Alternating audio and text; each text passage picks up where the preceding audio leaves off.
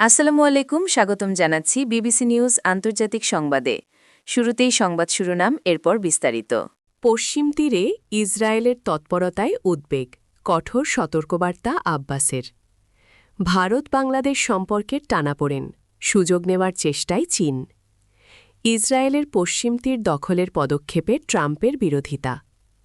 প্রতিরক্ষা চুক্তি স্বাক্ষর করল সৌদি আরব ও সোমালিয়া। দর্শক, এতক্ষণ শুনছিলেন সংবাদ শিরোনাম। এখন বিস্তারিত।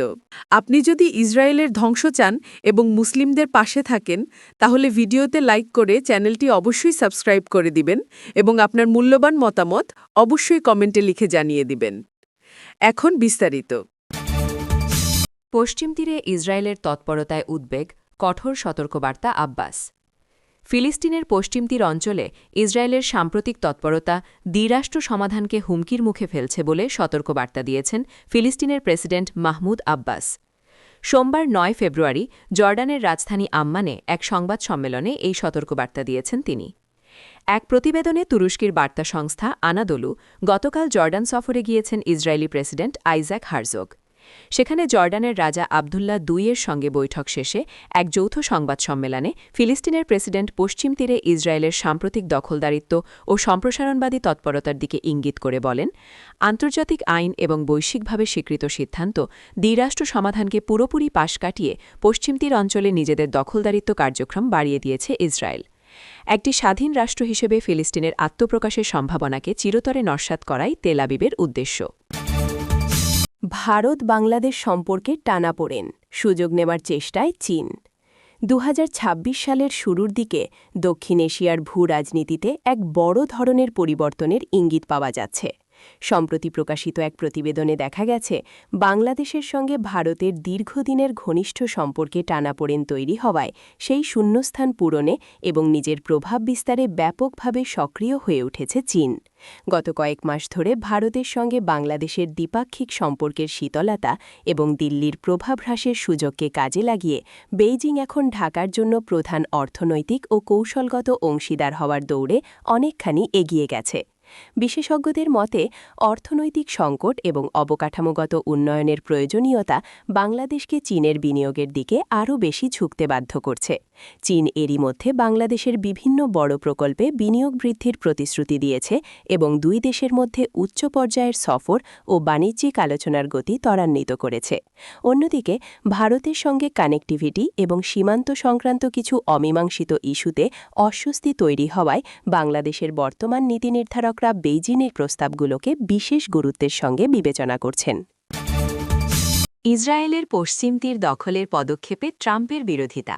অধিকৃত পশ্চিম তীর সংযুক্তিকরণের বিষয়ে ইসরায়েলি পরিকল্পনার বিরুদ্ধে সরাসরি অবস্থান নিয়েছেন মার্কিন প্রেসিডেন্ট ডোনাল্ড ট্রাম্প। হোয়াইট হাউসের এক কর্মকর্তা সোমবার ৯ জানুয়ারি জানিয়েছেন, প্রেসিডেন্ট ট্রাম্প ফিলিস্তিনি ভূখণ্ডে স্থিতিশীলতা বজায় রাখাকে এই অঞ্চলের শান্তি প্রতিষ্ঠার লক্ষ্যের সাথে সঙ্গতিপূর্ণ বলে মনে করেন। রয়টার্সের বরাতে ওই কর্মকর্তা স্পষ্ট করেন যে একটি স্থিতিশীল পশ্চিম তীর ইসরায়েলে নিরাপদ রাখে এবং বর্তমান মার্কিন প্রশাসন এই নীতিতেই অটল রয়েছে। ইসরায়েলের কট্টর ডানপন্থী অর্থমন্ত্রী বেজালেল স্মোট্রিচ এবং প্রতিরক্ষা মন্ত্রী ইসরায়েল কাজ অধিকৃত পশ্চিম তীরে দখলদারি বাড়ানোর জন্য নতুন কিছু পদক্ষেপ ঘোষণা করার পর হোয়াইট হাউসের পক্ষ থেকে এই প্রতিক্রিয়া এলো। ইসরায়েলি নিরাপত্তা ক্যাবিনেটের অনুমোদিত এই নতুন নিয়মগুলোর মাধ্যমে অবৈধ বসতি স্থাপনের জন্য জমি দখল করা সহজ হবে। বিশেষ করে হেব্রনের মতো বড় শহরগুলোতে ভবন নির্মাণের অনুমতি দেওয়ার ক্ষমতা ফিলিস্তিনি কর্তৃপক্ষের হাত থেকে কেড়ে নিয়ে সরাসরি ইসরায়েলি নিয়ন্ত্রণে নেওয়ার সিদ্ধান্ত নেওয়া হয়েছে। ইসরায়েলের এই সিদ্ধান্তের বিরুদ্ধে ইতিমধ্যে বিশ্বজুড়ে তীব্র প্রতিবাদের ঝড় উঠেছে। প্রতিরক্ষা চুক্তি স্বাক্ষর করল সৌদি আরব ও সোমালিয়া। ভারত মহাসাগর ও সুয়েজ খালের মধ্যবর্তী কৌশলগতভাবে গুরুত্বপূর্ণ এই অঞ্চলটি বিশ্বের অন্যতম ব্যস্ত বাণিজ্যপথে অবস্থিত হওয়ায় সাম্প্রতিক বছরগুলোতে উপসাগরীয় দেশগুলোর বিশেষ আগ্রহের কেন্দ্রবিন্দুতে পরিণত হয়েছে। সোমবারের ৯ ফেব্রুয়ারি এই চুক্তিটি স্বাক্ষর হয়। চুক্তিটি এমন এক সময়ে স্বাক্ষর হল যখন মাত্র ১.৫ মাস আগে ইসরায়েল সোমালিল্যান্ডকে স্বীকৃতি দেয়।